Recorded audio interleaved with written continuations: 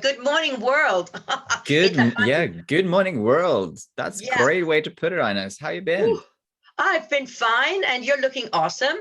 Thank you. You too. We're sort of matching. I think it's like your dark blue. Have you got a dark blue on? Is it a dark blue, your top? And then I have Coca-Cola.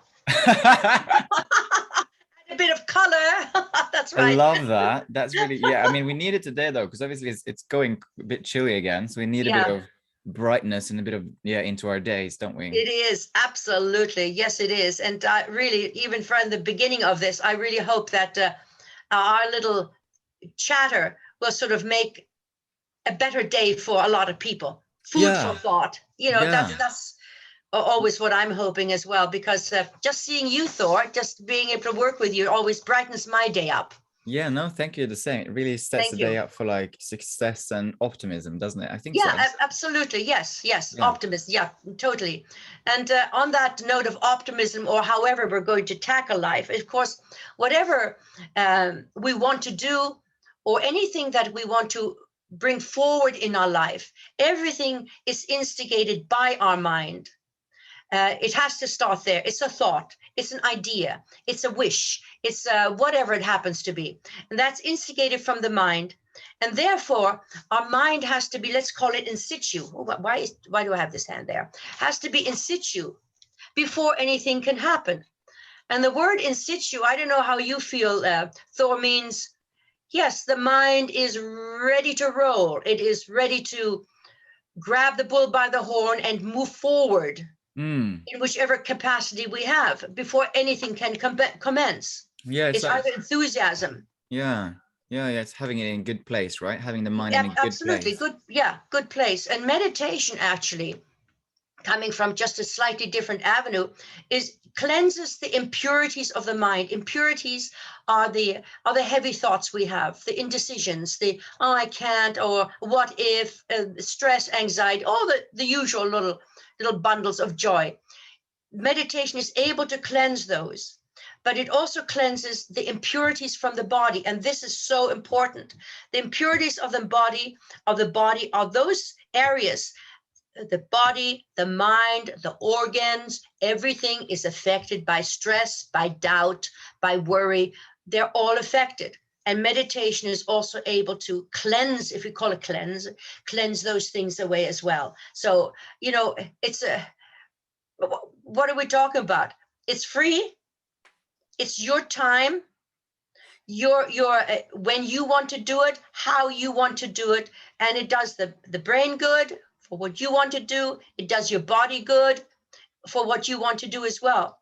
But that doesn't mean that we ever neglect the medical profession. I just might add that. It doesn't have anything to do with that. So when we're opening the chakrams, of course, it is a healing process. The healing energies come from the base. Yes, they are governed or directed by that Godhead, universal force, whatever. However, we are the instigators, and we bring forward that power of healing from the base chakram, which is the Kundalini. So when we open the chakrams, it is a healing process.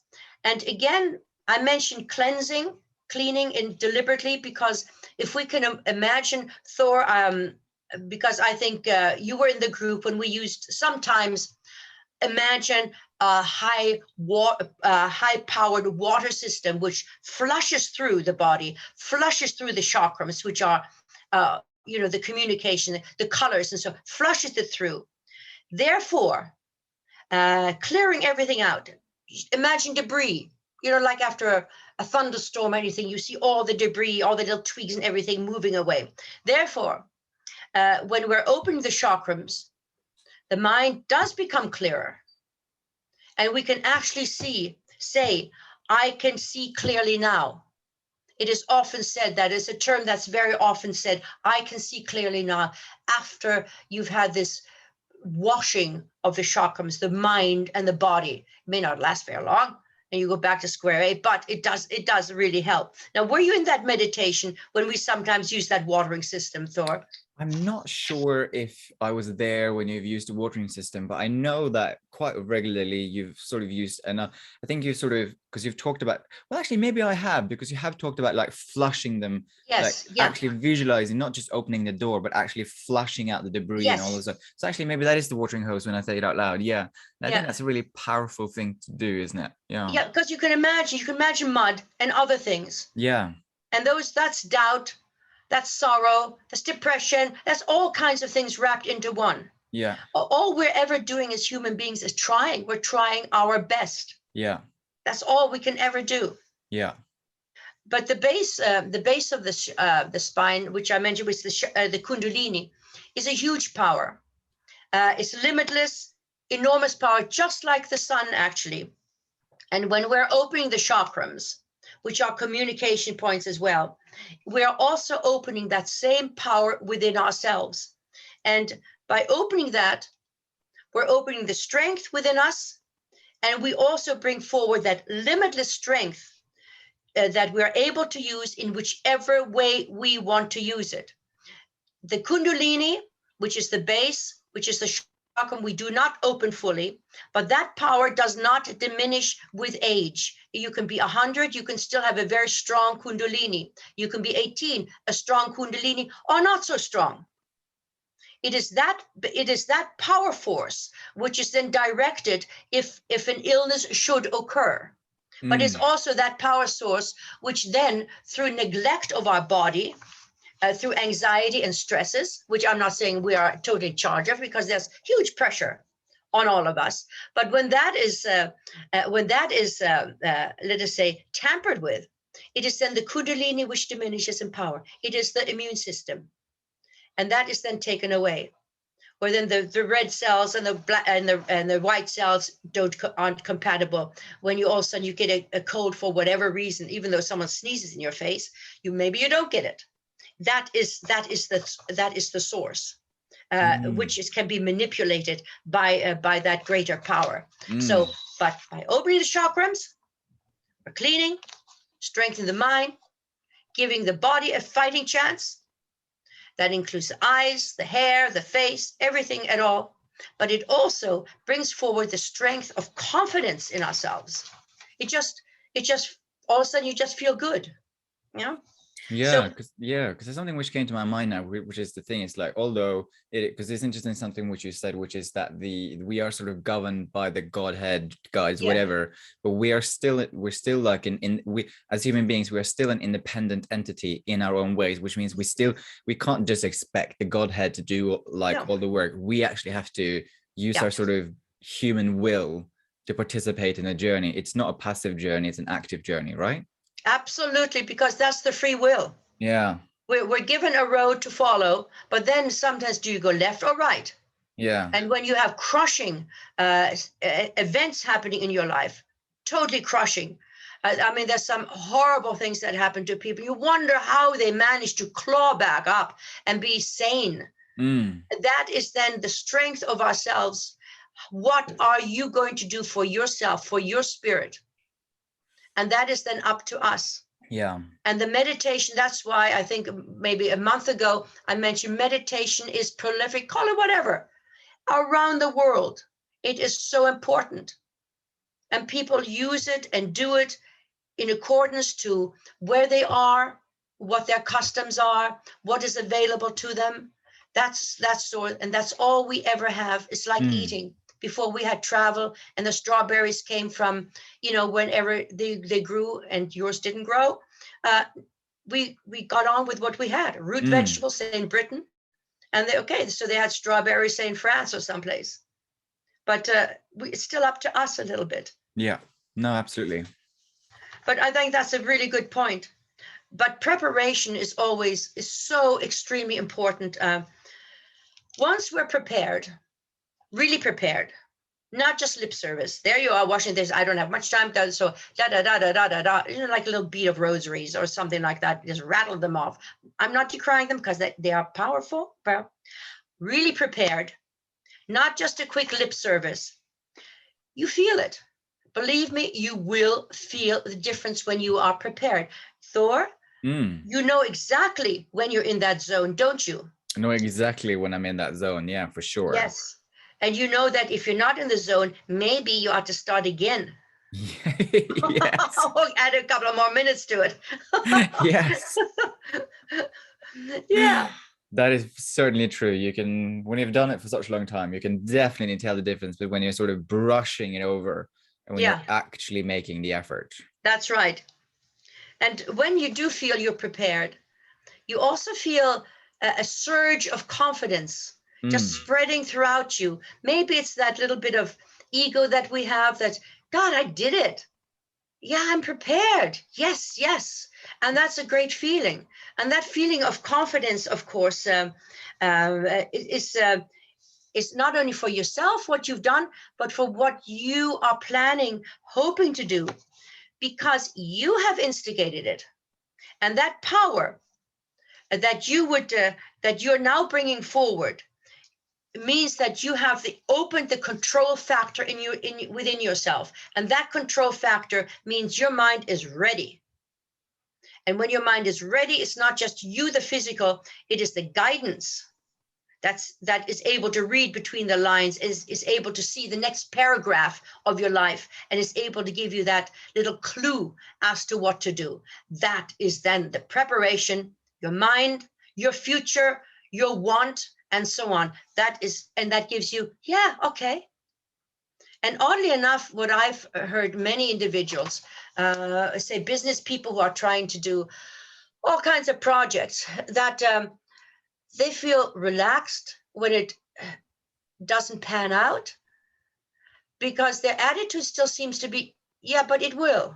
Not this minute, but it will. And the strange thing is, often when it doesn't pan out, they've made some contacts, some inroad into how better to do it.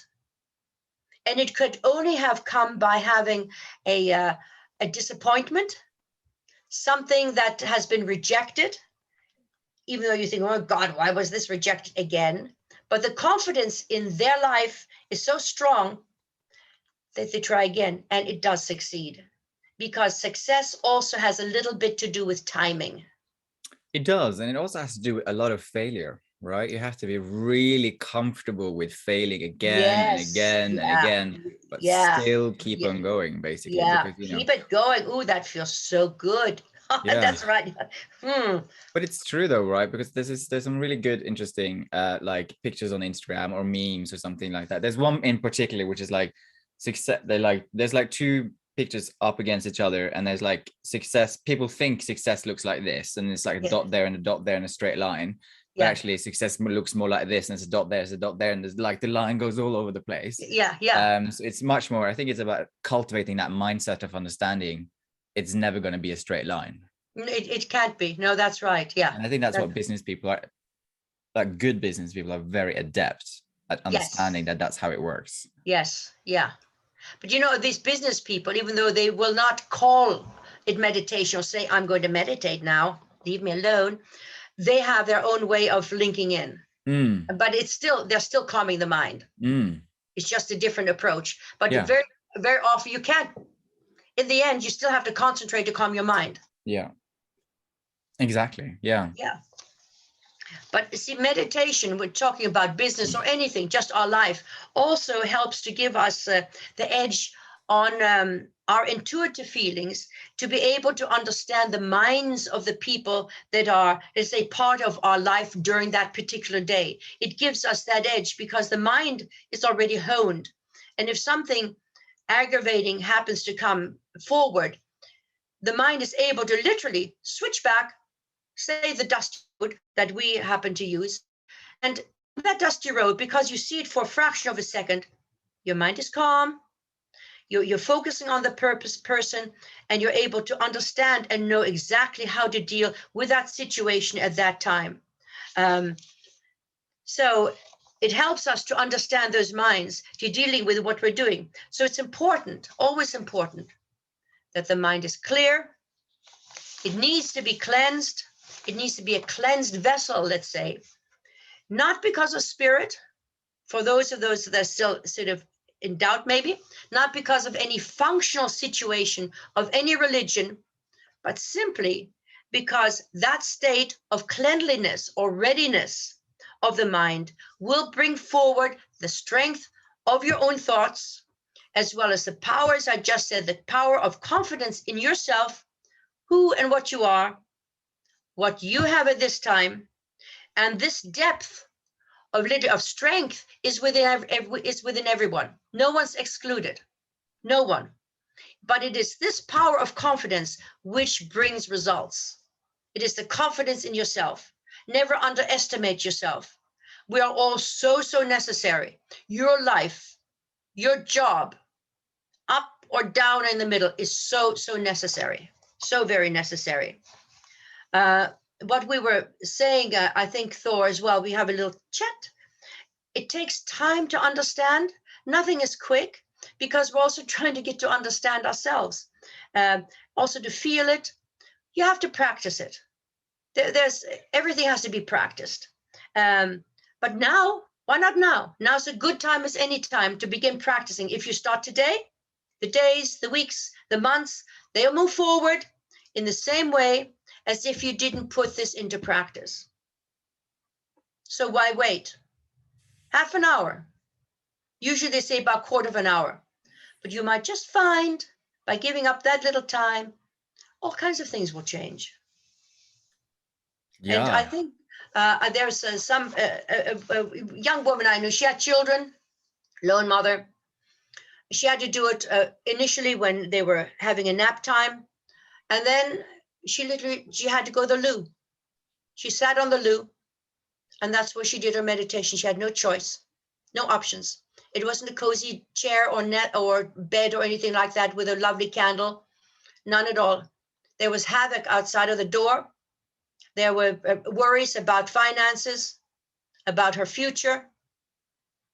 She was, she was in a difficult place. That's where she meditated. It was her choice. That's really powerful. Yeah, it is. Because that is real commitment. It's easy, like a semi-single guy like myself who lives on their own. It's easy for me to carve out half an hour in my day, but for a working single mom, exactly, it's not that easy. It isn't that easy. No, not at all. Or anybody. You have a lot of men now who are single fathers. Yeah, it's heavy.